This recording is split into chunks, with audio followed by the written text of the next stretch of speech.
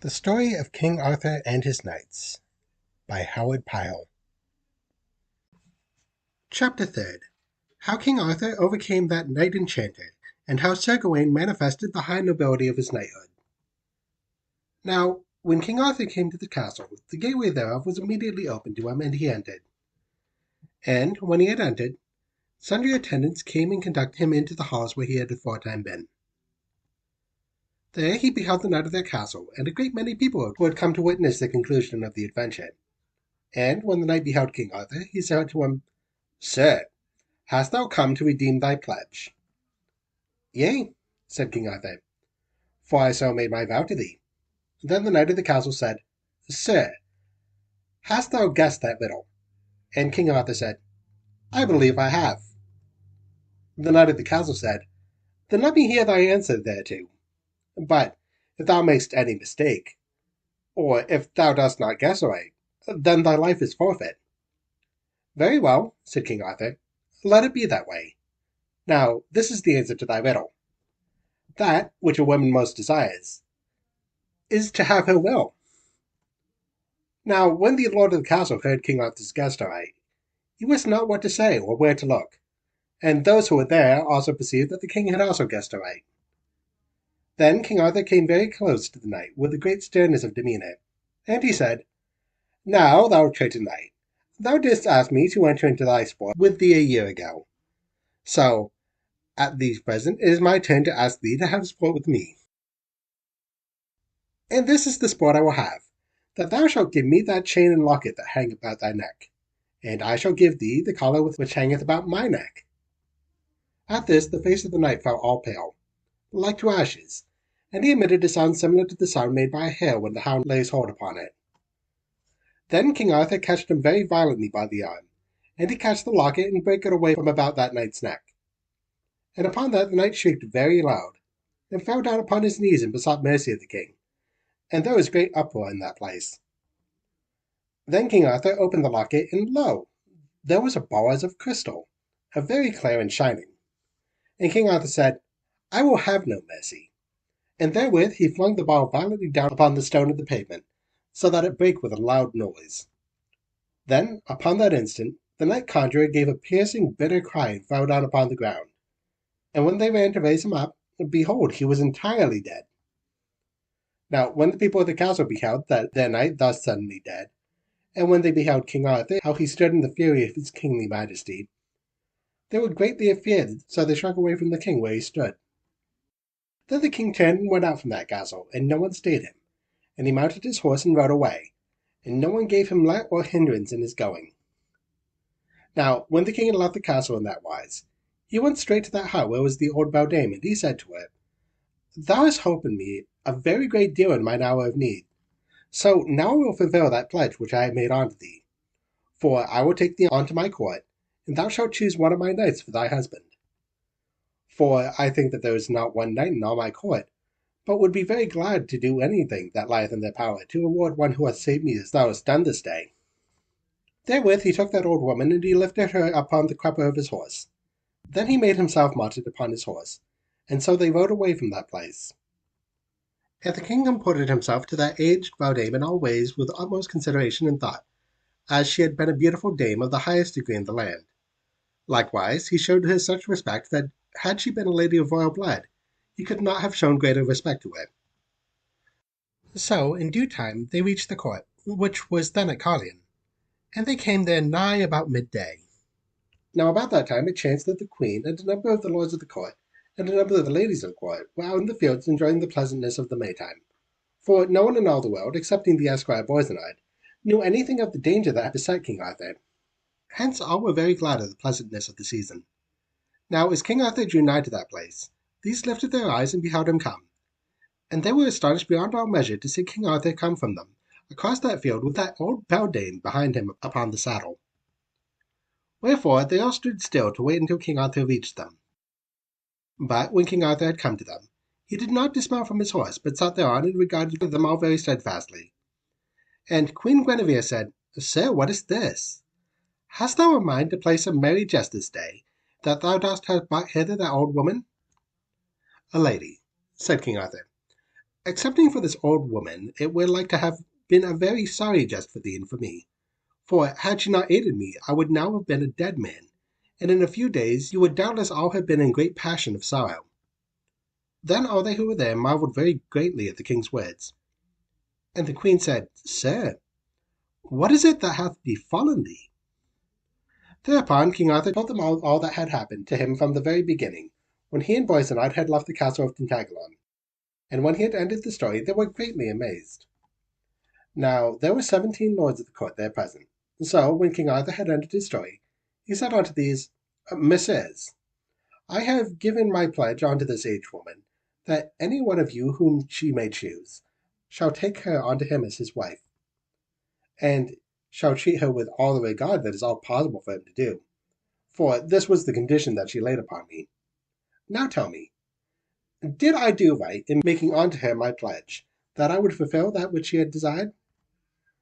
And all those who were present said, Yea, Lord, thou didst right. For we would do all in the world to save thee from such peril as that from which thou hast escaped.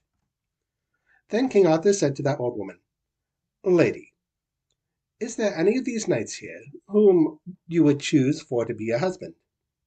Upon this the old woman pointed with her very long bony finger unto Sir Gawain, saying, Yea, I would marry that lord, for I see by the chain that is around his neck, and by the golden circlet upon his hair, and by that haughty nobility of his aspect, that he must be the son of a king.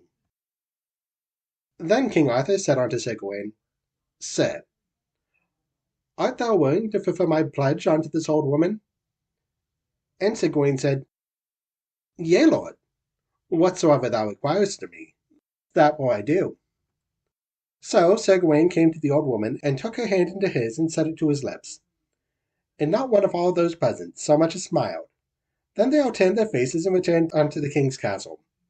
And they were very silent and downcast, for this was sore trouble to have come upon that court. Now after they had returned unto the court, they assigned certain apartments therein to that old woman, and they clad her in rich raiment such as a queen may wear, and they assigned unto her a court such as was fit for a queen. And it seemed to all that court that in these rich robes which she wore, she was 10 times more ugly than she was before. So, when 11 days had passed, Sir Gawain was wedded to that old woman in the chapel of the king's court, with great ceremony and pomp of circumstance. And all of those who were there were as sad and sorrowful as though Sir Gawain had been called upon to suffer his death. Afterward that they were married, Sir Gawain and the old woman went to Sir Gawain's house, and there Sir Gawain shut himself off from all the world, and suffered no one to come nigh him. For he was proud beyond all measure, and in this great humiliation he suffered in such a wise that words cannot tell how great was that humiliation. Wherefore he shut himself away from the world, that no one might behold his grief and his shame. And all the rest of the day he walked continually up and down his chamber, for he was altogether in such despair that it came unto his mind that it would have been well if he took his own life. For it seemeth to him impossible for to suffer such a shame as that which had come upon him. So after a while it fell the dark of the early night, and therewith a certain strength came to Sir Gawain. And he said, This is a shame for me, for to behave in this way. For since I have married that lady, she is my true wedded wife, and I do not treat her with that regard unto which she hath the right. So he went out from that place, and sought out the apartment of that old woman, who was his wife. And by that time it was altogether dark. But when Sir Gawain had come into that place where she was, the old woman upbraided him, crying out upon him, So, sir, you have treated me but ill upon this our wedding day, for you have stayed all the afternoon away from me, and now only come to me when it's dark night. And Sir Gawain said, Lady, I could not help it, for I was very sore pressed with many cares. But if I have disregarded thee this day, I do beseech thee thy forgiveness therefore, and I will hold myself willing to do all that is in my power to recompense thee for any neglect that I have placed upon thee. Then the lady said, Sir, it is very dark in this place. Let us then have a light. It shall be as thou dost desire, said Sir Gawain, and I myself will go and fetch the light for thee. So Sir Gawain went forth from that place, and he brought 2 waxen tapers, one in either hand, and he bore them in candlesticks of gold.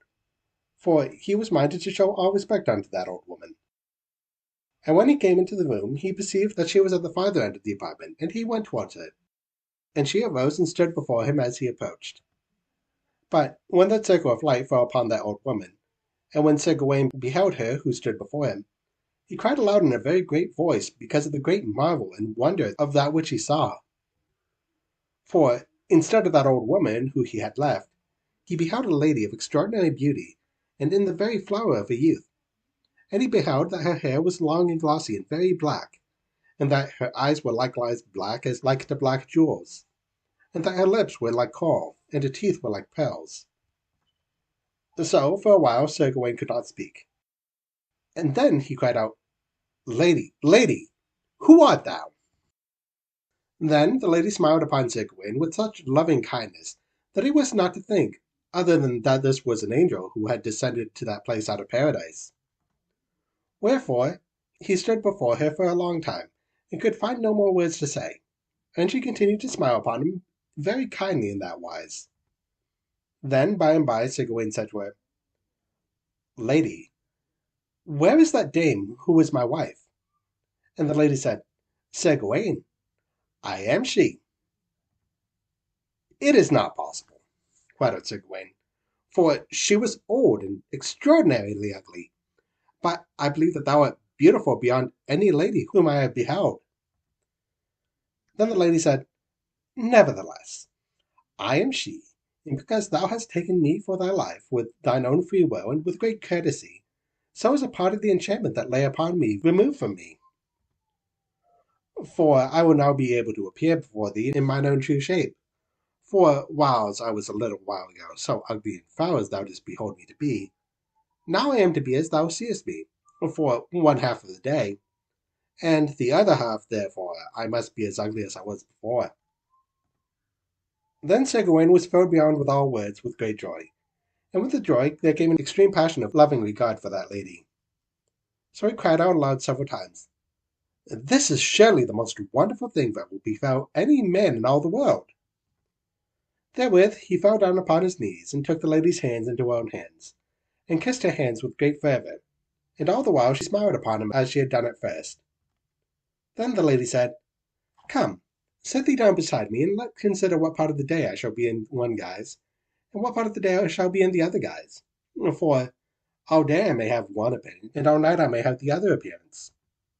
Then Sir Gawain said, I would have thee in thy guise during the night time, for then when we are together in our inn, and since thou art of this sort that I now see thee, I do not at all reckon how the world might regard thee. Upon this the lady spake with great animation, saying, No, sir, I would not have it in that wise, for every woman loveth the regard of the world, and I would fain enjoy such beauty as is mine before the world, and not endure the scorn and contempt of men and women. So to this Sir Gawain said, Lady, I would have it the other way. And she said, Nay, I would have it my way. Then Sir Gawain said, So be it. For since I have taken thee for my wife, so I must show thee respect in all manners. Wherefore thou shalt have thy will in this, and in all other things. Then the lady fell laughing beyond all measure, and said, Sir, I did but put this as a last trial upon thee. For as I am now, so shall I always be. Upon this Sir Gawain was filled with joy that he knew not how to contain himself. Then they sat together for a long time, hand in hand. Then after a while Sir Gawain said, Lady, who art thou? Unto which she made reply, I am one of the ladies of the lake, but for thy sake I have become mortal like to other women, and have quit that very beautiful home where I once time dwelt. I have kept thee in my heart for a considerable while, for I was not very far distant at that time when thou didst bid adieu to Sir Peleus beside the lake. There I beheld how thou didst weep and bewail thyself when Sir Peleus left me, wherefore my heart went out to thee with great pity. So after a while I quitted that lake and became mortal for thy sake. Now, when I found the trouble into which King Arthur had fallen, I took the occasion to have him fetch me unto thee, so I might test the entire nobility of thy knighthood. And lo, I have found it all that I deemed it possible to be. For though I appeared to thee so aged, so ugly, and so foul, Yet thou hast treated me with such kind regard that I do not believe that thou couldst have behaved with more courtesy to me, had I been the daughter of a king. Wherefore it doth now afford me such pleasure for to possess thee for my knight and my true lord, that I cannot very well tell thee how great is my joy therein. Then Sir Gawain said, Lady, I do not think it can be so great as my joy in possessing thee. And thereupon he came to her, and laid his hands upon her shoulders, and kissed her upon the lips. Then after that he went forth and called with a great voice all through that house. And the people of the house came running from everywhere, and he commanded that the people should bring lights and refreshments. And they brought the lights, and when they had brought them and beheld the beautiful lady instead of the aged dame, they were filled with a great wonder and joy.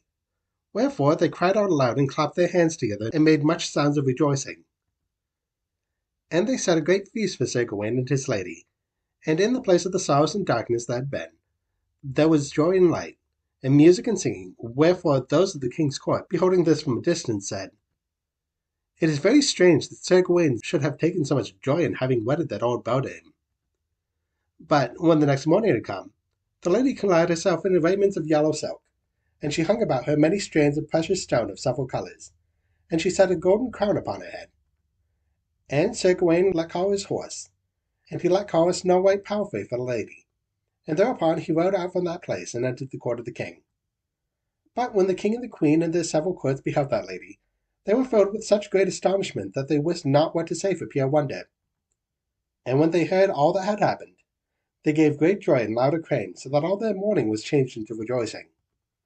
And indeed there was not one knight there of the court who would have not given half his life to be so fortunate in that matter, as was Sir Gawain, the son of King Lot of Orkney. Such is the story of Sir Gawain, and from it I call the significance. As the poor ugly beldame appeared into the eyes of Sir Gawain, so doth a man's duty sometimes appear to him to be ugly and exceedingly ill-favoured unto his desires. But when he shall have wedded himself unto that duty, so that he hath made it one with him, as a bridegroom maketh himself one with his bride, then doth that beauty become of a sudden very beautiful unto him and unto others. So may it be with thee, that you shall take duty upon yourself, no matter how much it may mislike you to do so. For indeed a man shall hardly have any real pleasures in his life, unless his inclination become wedded unto his duty, and cleaveth unto it as a husband cleaveth unto his wife. For when inclination is thus wedded to duty, then doth the soul take great joy unto itself, as though a wedding had taken place between a bridegroom and a bride within its tabernacle. Likewise, when you shall become entirely wedded to your duty, then shall you become equally worthy of the good knight and gentleman Sir Gawain. For it needs not the man shall wear armour for to be a true knight, but only that he shall do his best endeavour with all presence and humility, as it hath been ordained for him to do. Wherefore, when your time cometh unto you to display your knightliness by assuming your duty, I do pray that you also may approve yourself as worthy as Sir Gawain approved himself in this story, which I have told you of as above written. Conclusion. So endeth this volume when it had been told, with every circumstance of narration, the history of those three worthies who are of the court of King Arthur. And now, if God will give me the grace to do so, I will in some time, at no very great time from this, write the further history of sundry other knights and worthies of whom I have not yet spoken.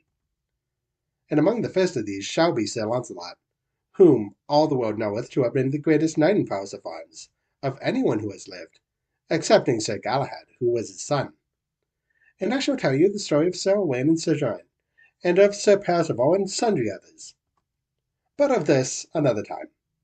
For now, with great regret, I bid you adieu, and bring this history unto a close. So, may God grant us to come together at another time, with such happiness and prosperity that you may have a free and untroubled heart to enjoy this narrated history of those excellent men, which I shall then set before you. Amen.